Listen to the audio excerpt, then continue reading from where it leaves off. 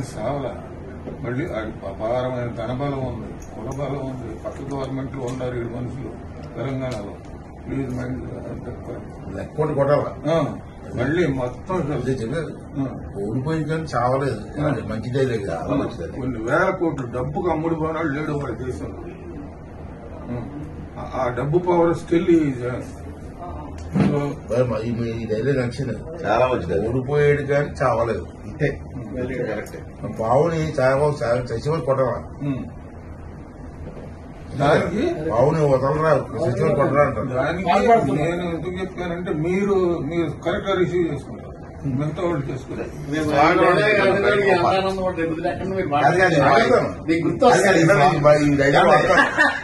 ఈ స్వాగతం వాడాలి, సార్ చెప్పింది మీరు మనసు ఎట్లా కనుక్కో